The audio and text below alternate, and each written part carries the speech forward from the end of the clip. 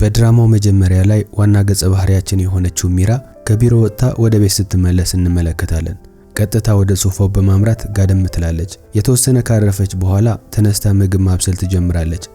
በውስጧም እንዲህ ስትል ታስባለች። በአንድ ቀን ውስጥ ያሉኝ 24 ሰዓታት ብቻ ናቸው። ከነዚህም ውስጥ 6 ሰዓት ለእንቅልፍ፣ 10 ሰዓት ለቢሮ ስራ፣ 2 ሰዓት ለትራንስፖርት፣ 1 ሰዓት ምግብ ለማብሰል፣ 2 ሰዓት ደግሞ ገላይን ለመታጠብ እጠቀማለሁ።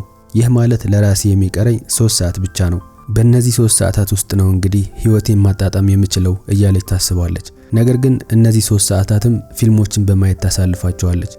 በማግስቱ ጠዋት ተዘጋጅታ ወደ ቢሮ ትወጣለች። ሜትሮ ባቡር ከተሳፈረች በኋላ የጆሮ ማዳመጫዋን በማድረግ በምናብ ዓለም ውስጥ ትዋጣለች። የእረፍት ቀኗን በባህር ዳርቻ እያሳለፈች እንደሆነ ይሰማታል። ቢሆንም እያሰበችው የነበረው የደስታ ዓለም ብዙም አልዘለቀም። ከአጠገቧ የተቀመጠ አንድ ህፃን ልጅ ከፍተኛ ጩኸት በማሰማቱ አይኗን እንድትገልጽ ያስገድዳታል። በዚሁ ቅጽበት ከአጠገቧ የተቀመጠችው አንዲት ሴት ልጁ ልብሷን እንዳበላሸው ትነግራታለች። ሚራ በጣም ብትናደድም ለልጁ ምንም ማለት አልፈለገችም። በሚቀጥለው ትዕይንት በቢሮ መግቢያ ሊፍት ውስጥ ሆና ልብሷ የነካውን ቆሻሻ ለማጽዳት ስትሞክር እንመለከታለን። ሰዎች አንድ በአንድ ከሊፍት ይወጣሉ። አሁን ከእርሷ ጋር በሊፍት ውስጥ የቀረው አንድ ሰው ብቻ ነው። እሱም የድራማው ዋና ወንድ ገጸ ባህሪ የሆነው ፓርክ ሜኑ ነበር። ፓርክ ሜኑ ቆሻሻው በቀላሉ እንደማይለቅ ይነግራታል። ሚራ ግን በውስጧ ደግሞ እዚህ ሌላ አስተማሪ መጣብኝ እያለች ትናገራለች። ሁለቱም በአንድ ወለል ላይ ይወርዳሉ። ሚራ ፈጠን ብላ በመራመድ ትቀድመዋለች። በበሩ መግቢያ ማሽን ላይ መታወቂያዋን ስካን ለማድረግ ስትሞክር ማሽኑ ደጋግማ እንድትሞክር ይነግራታል። ከ2 ወይም 3 ሙከራዎች በኋላ በሩ ሲከፈት ፓርክ ከእርሷ ቀድሞ ይገባል። እንደገና ፈጠን ብላ በመራመድ አሁንም ትቀድመዋለች። በዚህ ጊዜ አንዳንድ ሴቶች ከቢሮ ይወጡና እንኳን ደስ አለህ ማለት ይጀምራሉ። ሚራ ምን እየተፈጠረ እንደሆነ ብትጠይቃቸውም እርሷን ችላ በማለት በፓርክ ዙሪያ ይሰበሰባሉ። ሚራ ይህንን ስታይ ቅናት ይሰማታል። በመቀጠልም ሌላ የሥራ ባልደረባዋ ለሆነው ሳንግ ስትጠይቀው ፓርክ ትልቅ የቴሌቪዥን ስምምነት እንዳገኘ ይነግራታል። ሚራ ይህንን ስትሰማ በጣም ትደነግጣለች። ከዚያም ናሪ የተባለች ሌላ የሥራ ባልደረባቸው ዛሬ ማታ የቡድን እራት ግብዣ እንዳለ ታሳውቃቸዋለች። ሚስተር ፓርክ ያገኘውን ስኬት ለማክበር ሁሉንም ሊጋብዝ እንደሆነ ይሰማሉ። ሚራ ግን አስቀድማ ፕሮግራም እንዳላት በመናገር ሰበብ መፍጠር ትጀምራለች። ሳንግ ደግሞ ዝም ብለሽ ቤት እንደምትቀመጭ ያውቃለሁ ይላታል። ናሪ በበኩሏ በምንም አይነት የቢሮ እራት ግብዣ ላይ ስለማትገኝ ዳይሬክተሩ እንዳኮረፈብሽ ታውቂያለሽ አይደል ትላታለች። ሚራ ግን እኔ ብቻ እኮ አይደለሁም እንዲህ የምጠፋው ፓርክም ቢሆን መጥቶ አያውቅም በማለት ትመልሳለች። በመቀጠል አንዷ የሴት ባልደረባቸው ፓርክን በማድነቅ እንደምትወደው ትናገራለች። ሚራ ግን ምን አይተሽበት ነው የወደድሽው ብላ ጠይቃታለች። ልጅቷም ከራስ ጸጉሩ እስከ እግር ጥፍሩ ሁሉም ነገር ወድለታለሁ በማለት ትመልሳለች። በዚህ ጊዜ ሚራ ኦራ አንቺ ገና የዋህ ነሽ፣ ማንም ሰው መጥቶ ጎሮሮሽ ላይ ስለት በማስደገፍ ቢያስፈራራሽ እንኳን ከቢሮ ሰው ጋር የፍቅር ግንኙነት እንዳትጀምሪ ትላታለች። ኦራ ግን እኔ ስለ ፍቅር ግንኙነት ምንም አላወራሁም ትላለች። በዚህ ጊዜ ሚራ እኔ እኮ ምክር እየሰጠሁሽ ነው በማለት ትመልሳለች።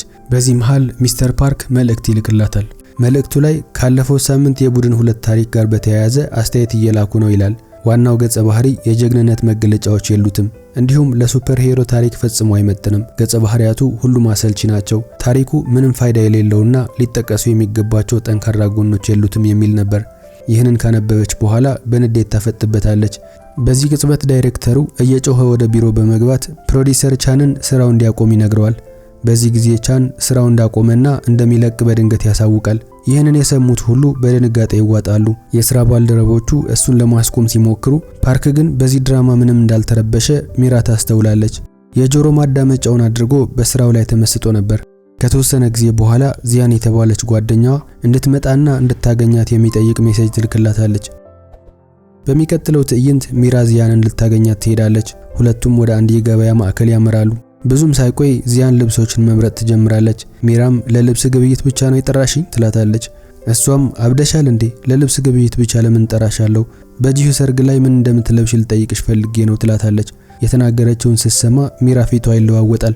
ከዛ በኋላ ዚያን ፖስታ ብቻ ልከሽ ሰበብ መፍጠር ፈልገሽ እንዳይሆን ትላታለች። ሚራም ሰበብ እየፈጠርኩ አይደለም፣ የእውነት በጣም ስራ በዝቶብኛል በማለት ትመልሳለች። ዚያንም ይህ እኮ በሚገባ አምሮብሽ በመታየት ሀብትሽን የምታሳይበት ምርጥ አጋጣሚ ነው ትላታለች። ሚራ ግን እኔ የታብታለኝና ስትል ትጠይቃታለች። ዚያንም ምን አለበት አስመስለሽ ብትታይ በሚገባ አምሮብን በመሄድ ሰዎችን እናስቀናቸዋለን። ህይወትሽ የተሳካ እንደሆነና ብዙ ገንዘብ እያገኘሽ እንደሆነ ማሰብ አለባቸው ትላታለች። ድግሱ ላይ የሚያገባው ሰው የሚራ የቀድሞ ፍቅረኛ ነበር። እርሷም ከተለያየን እኮ ዘመናት አልፈዋል፣ አሁን እሱን ማስቀናት ምን ትርጉም አለው ትላታለች። ከዛ በኋላ ዚያን አንድ ቀሚስ ትመርጥና እንድትለካው ትጠይቃታለች። በመቀጠል ሁለቱም በአንድ ምግብ ቤት ተቀምጠው ሲመገቡ እናያለን። በወሬያቸው መሃል ዚያን ቀሚሱን ለመመለስ እንዳታስቢ ትላታለች። ሚራ በበኩሏ እሺ ያልመልሰውም፣ የራስሽን ገንዘብ አውጥተሽ እንደገዛሽልኝ አድርገሽ እኮ ነው የምታወሪው ትላታለች። ከዛ በኋላ ዚያን እኔ እኮ ተራ የትምህርት ቤት አስተማሪ ነኝ፣ ገንዘብ ቢኖረኝ ኖሮ በእርግጠኝነት እገዛልሽ ነበር ትላታለች። በመቀጠልም ዚያን ብቸኝነት አይሰማሽም? የፍቅር አጋር ሊኖርሽ እንደሚገባ አስበሽ አታውቂም? ስትል ትጠይቃታለች። ሚራም የፍቅር አጋር ስለያዝኩኝ ደሞዜ ይጨምራል እንዴ? አይጨምርም፣ ይልቁንስ ወጪ ነው የሚጨምረው። እኔ ሄጄ ችግርን አቅፌ የምተኛ ሞኝ አይደለሁም ትላታለች። ዚያን ግን ገንዘብ የሚያገኝና ልክ እንዳንቺ አይነት ባህሪ ያለው የፍቅር አጋር መያዝ ትችያለሽ እኮ ትላታለች። በዚህ ጊዜ ግን ሚራ ሐሳቡ ትኩረቷን ይስበውና በጥሞና ማዳመጥ ትጀምራለች። ዚያንም ማውራቷን ትቀጥላለች። ልክ እንዳንቺ ቶሎ የሚበሳጭና ግትር የሆነ ሰው ፈልጊ ትላታለች። ከዚያ በኋላ ሚራ በቢሮ ውስጥ እንዲህ አይነት ባህሪ ያለው አንድ ሰው ብቻ እንደሆነ ታስታውሳለች። እሱም ሚስተር ፓርክ ነበር። በከፍተኛ ድምጽ አይ በፍጹም አላደርገውም፣ ልክ እንደ ራሴ አይነት አጋር ነው የምፈልገው ትላለች። ይህንን ስትሰማ ዚያን በከፍተኛ ድምጽ መሳቅ ትጀምራለች። በሚቀጥለው ትዕይንት ሚራ ቤቷ ትደርስና መሬት ላይ ትጋደማለች። ከዚያም የገበያ ቦርሳውን እየተመለከተች ማልቀስ ትጀምራለች። ለራሷንም ለምንድነው እንዲህ አይነት በጣም ውድ ቀሚስ የገዛሁት በማለት ትጠይቃለች። በመጨረሻም ራሷን በቀሚሱ ከሸፈነች በኋላ ባለችበት መሬት ላይ እንቅልፍ ይወስዳታል። በማግስቱ በቢሮ ውስጥ ስለ ቻንና ስራ ስለመልቀቅ ውይይት ይነሳል። ናሪ የተባለች ሰራተኛ የሱን ቦታ ማን እንደሚተካ ትጠይቃለች። ሳንጉ የተባለች ሌላ ሰራተኛ ደግሞ ፓርክ ሊሆን እንደሚችል ካልሆነ ግን ሚራ ተመራጭ እንደምትሆን ግምቷን ትናገራለች። ናሪ ግን ፓርክ ቢመረጥ ምክንያቱ ይገባኛል፣ ሚራ ግን ለምን ይመርጧታል በማለት ትናገራለች። ሳንግ በዚህ መሃል ጣልቃ በመግባት ሚራ አስጨናቂ ስራ እንደሌላትና ብዙ ጊዜ ትርፍ ሰዓት እንደሚኖራት ይናገራል። ስሟ የተነሳውም ለዛ እንደሆነ ያብራራል። ልክ በዚህ ጊዜ ሚራ ቢሮ ትደርሳለች። ሁሉም በተለየ እይታ አፍጥጠው ይመለከቷታል። ፓርክም በተመሳሳይ ጊዜ ቢሮ ይደርሳል። ልክ ሲገባ ሚራ ስትጮህ ይሰማታል። ናሪና ሳንግ ግን እሱን ሰላምታ ይሰጡታል። ከዛ በኋላ ሳንግ ፓርክ ካንቺ የተሻለ ስራ ይሰራል፣ ስለዚህ ዳይሬክተሩ እሱን የመምረጥ እድሉ ሰፊ ነው በማለት ሚራን ይነግራታል። ናሪን በማስቀጠል በዚህም ቢሆን እርግጠኛ መሆን አይቻልም፣ የዳይሬክተሩ አስተሳሰብ ትንሽ የተንሻፈፈ ነው ትላለች። ይህንን ስትሰማ ሚራ መጨነቅ ትጀምራለች። ከዚያም የተወሰኑ ኩኪሶችን በመያዝ ወደ ዳይሬክተሩ ቢሮ ታመራለች። ወደ ውስጥ ገብታ አንድ ነገር መናገር ትጀምርና በድንጋጤ ጸጥ ትላለች። ምክንያቱም ፓርክም ቢሮ ውስጥ ተቀምጦ ነበር። እሱም በተመሳሳይ ጊዜ ለቢሮ ሰዎች የሚሆን ምግብ ይዞ ሄዶ ነበር። በዚህ ጊዜ ዳይሬክተሩ እንዲቀመጡ ከነገራቸው በኋላ ከሁለቱም ጋር አንድ አስፈላጊ ጉዳይ መወያየት እንዳለበት ይነግራቸዋል። ንግግሩን በመቀጠል የሚስተር ቻን ቦታ ለማን እንደሚገባ እንዲያሳምኑት ይነግራቸዋል። ሚራም ራሷን ለማስረዳት የመጀመሪያው እድል እንዲሰጣት ትጠይቃለች። ዳይሬክተሩ ግን በከፍተኛ ድምጽ እየጮኸ ዝም በሉ እናንተ ሀፍረተ ቢሶች፣ እኔ ደጋግሜ ብጠራችሁም ከሁለታችሁ አንዳችሁም እንኳን በቡድን የራት ግብዣዎች ላይ አትገኙም። በቃ ቅሬታዬን ወደ ጎን በመተው በችሎታችሁ ላይ ብቻ ተመስርቼ እመርጣለሁ ካላቸው በኋላ ሚራ እንድትቀጥልና ሐሳቧን እንድትናገር ያዛታል። እርሷም ጌታዬ፣ በዚህ ቢሮ ውስጥ ይህንን ኃላፊነት በአግባቡ መወጣት የሚችል ሰው አንድ ሰው ብቻ ነው፣ እርሱም ሚስተር ፓርክ ነው ትላለች። ፓርክም ሲመልስ እኔ ለዚህ ቦታ በቂ አይደለሁም ጌታዬ። ሚራ ከሰዎች ጋር እንዴት መስራት እንዳለባት በሚገባ ታውቃለች፣ ጸሐፊዎቹንም በአግባቡ ታስተዳድራለች። ስለዚህ ለዚህ ቦታ ተስማሚ ሰው ሚስ ሚራ ብቻ ናት ይለዋል። ሚራ ደግሞ አይሆንም ጌታዬ፣ የሌላን ሰው መብት እንዴት መንጠቅ እችላለሁ? ይህ ቦታ የሚገባው ያለ ጥርጥር ለሚስተር ፓርክ ነው። ደግሞም በሱ አባባል የኔ ፕሮጀክቶች ምንም ጠንካራ ጎን የላቸውም፣ በስህተት ብቻ የተሞሉ ናቸው ትላለች። በዚህ ጊዜ በመሃላቸው በስራ ጉዳይ እየተወራረፉ ጭቅጭቅ ይጀምራሉ። ዳይሬክተሩም ይበቃል፣ ሁለታችሁንም ይህንን ስራ መስራት እንደማትፈልጉ ገብቶኛል። ስራ ላይ እንዲህ አይነት ችግር ካለባችሁ ታዲያ ቢሮ ውስጥ ምን እየሰራችሁ ነው? ይሄ እንደሚፈጠር አውቄ ነበር ካለ በኋላ ሚራ ይህንን ስራ የምትሰሪው አንቺ ነሽ ይላታል።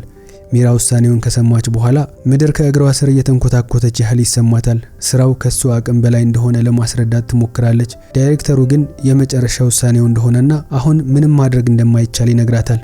ከዚህ በኋላ ፓርክ እነሱ ጉዳይ እንዲነጋገሩበት በመግለጽ ስብሰባ ስላለው መሄድ እንዳለበት ይናገራል።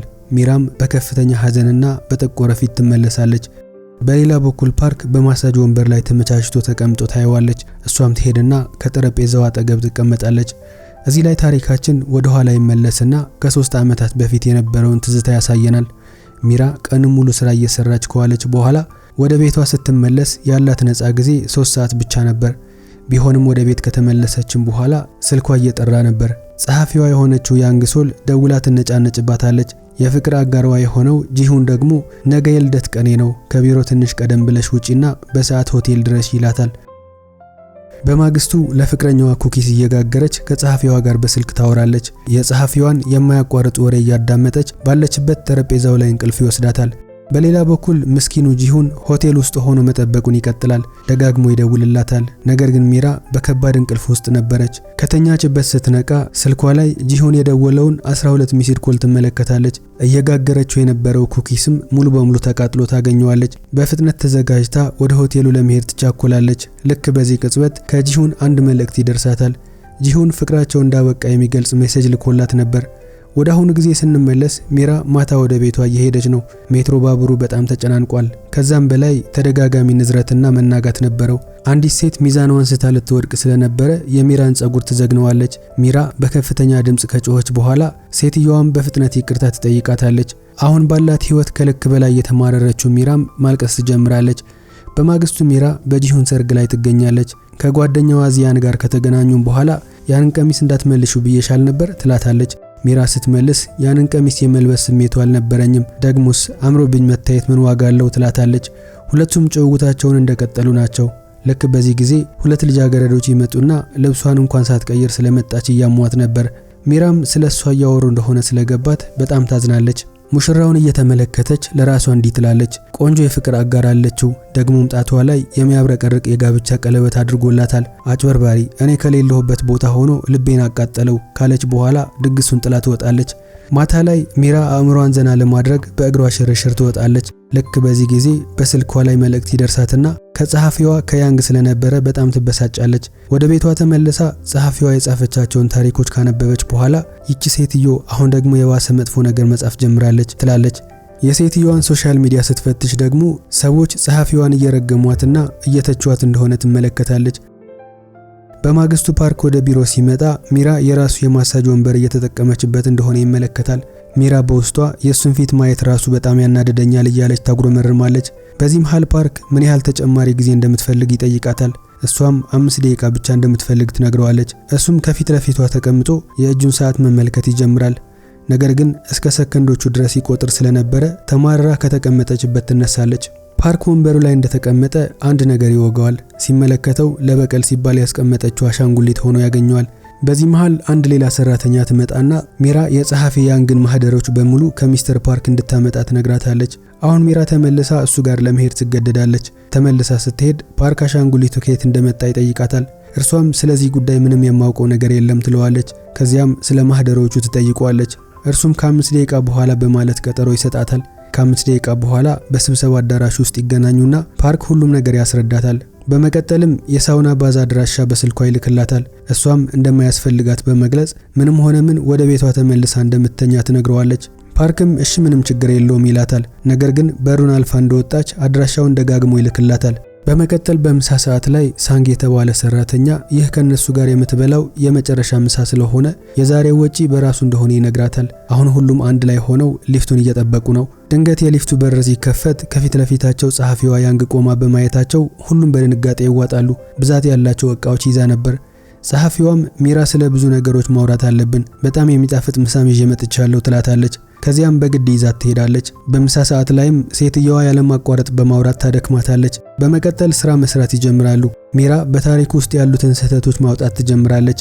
ጸሐፊዋ ግን ሞኝነሽ አልልሽም፣ ነገር ግን የኔን ያጻጻፍ ስልት እየተረዳሽው አይደለም ትላታለች። ሚራ ስትመልስ እሺ በቃ ዳይሬክተሩን አናግሪው፣ እኔ ስራውን በቃኝ ትላታለች። ሴትየዋም ልታስከፋት ፈልጋ እንዳልሆነ በመግለጽ ከኔ ጋር መስራትሽ ብዙ ነገር ትማሪበታለሽ ትላታለች። ከተወሰነ ጊዜ በኋላ አንድ አዲስ ሰው ወደ ክፍሉ ይገባል። ሚንጃ እንደሚባል በመግለጽ ራሱን ያስተዋውቃል። የመጣው የፍቅር ግንኙነት አፕሊኬሽን ከሚያዘጋጅ ድርጅት ነው። ሚራ የአፕሊኬሽኑን ስም ትጠይቀዋለች። እሱም ቦይፍሬንድ ኦን ዲማንድ ብሎ ይመልስላታል። ይህንን ስትሰማ ሚራ በሳቅ ትፈነዳለች። ጸሐፊዋም እቺ ልጅ ከፍቅር ጋር ለተገናኙ ነገሮች የምትሰጠው ምላሽ ልክ እንደዚህ እንደሆነ ትናገራለች። ከስብሰባው በኋላ ሚንጃ ለብቻዋ ሊያናግራት እንደሚፈልግ ይጠይቃታል። ከዛ በኋላ አፕሊኬሽኑ ለአንድ ወር ተጠቅማበት ያላትን አስተያየት እንድትሰጠው እንደሚፈልግ ይነግራታል። እሷም ማድረግ የሚጠበቅባት ነገር ካለ ተጠይቀዋለች። ልጁም የፍቅር ግንኙነት መተግበሪያ አፕሊኬሽን ስለሆነ የምትሰጠው አስተያየት እውነተኛና ከፍቅር ቀጠሮ ጋር በተገናኘ ልምድ ላይ የተመሰረተ ሊሆን እንደሚገባ ይነግራታል። እርሷም የሚሆነው የውሸት ዓለም ውስጥ ነው ማለት ነው፣ ወንዶቹም ሙሉ በሙሉ የውሸት ናቸው በማለት ትጠይቀዋለች።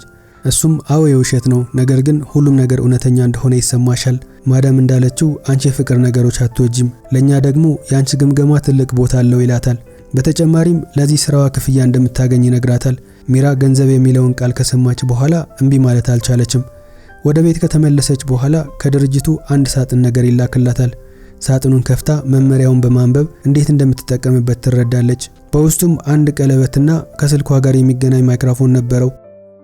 ማሽኑ ባዘዘው መሰረት ቀለበቱን ጭንቅላቷ ላይ ታደርገዋለች። ልክ እንዳበራችሁ በአእምሮዋ ውስጥ እንግዳ ነገሮች መከሰት ይጀምራሉ። ብዙም ሳይቆይ ራሷን ስታ ሶፋው ላይ ትወድቃለች።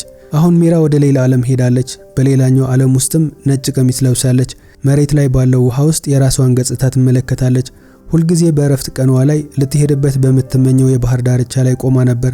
እናም በጣም ትደሰታለች። ውሃውን ስትነካው እውነተኛ ሆኖ ይሰማታል። በባህር ውስጥ ደግሞ ሰርፍ የሚያደርግ አንድ ወንድ ትመለከታለች። ነገር ግን በድንገት ኃይለኛ ማዕበል ይመጣና ውሃ ውስጥ ትገባለች። ነገር ግን ውሃ ውስጥ ብትሆንም መተንፈስ እንደምትችል ትረዳለች። አሁን ሚራ አስማታዊ የሆነ ጊዜ እያሳለፈች ነው። አሳዎች ከበዋት እየዋኙ ነበር። ልክ በዚህ ቅጽበት ቅድም የተመለከተችው ወጣት እየሰጠመ እንደሆነ ትመለከታለች። እሱን ማዳን ስለነበረባት በፍጥነት ከውሃው ጎትታ ታወጣዋለች። ለራሷም አሁን ምን ላድርግ እያለች ትጠይቃለች። ልጁን በጸጥታ ስትመለከተው የልብ ወለድ መጽሐፍ ላይ ያለን ጀግና ገጸ ባህሪ ሆኖ ይሰማታል። በዚህ ጊዜ ድንገት ከሰማይ ላይ እንኳን ደስ ያለሽ የመጀመሪያ የፍቅር ቀጠሮችን እያገኘሽ ነው የሚል ድምጽ ትሰማለች። ወጣቱም ይነቃና ራሱን ያውቃል። እሷም ደህና ነህ ስትል ትጠይቀዋለች። ወጣቱም እጇን አጥብቆ ይይዛታል። የድራማው ክፍል 1 እዚህ ላይ ያበቃል። ቪዲዮ ከተመቻችሁና ቀጣዩን ክፍል ማየት ፍላጎታችሁ ከሆነ ቪዲዮን ላይክ በማድረግ ሐሳባችሁን ኮሜንት ላይ ጻፉልኝ። እስካሁን ሰብስክራይብ ሳታደርጉ እየተመለከታችሁ ከሆነም ቻናሉን ሰብስክራይብ በማድረግ ቤተሰቡን ተቀላቀሉ። በሚቀጥለው ክፍል እስክንገናኝ በያላችሁበት ሰላማችሁ ይብዛ። ባይ ባይ።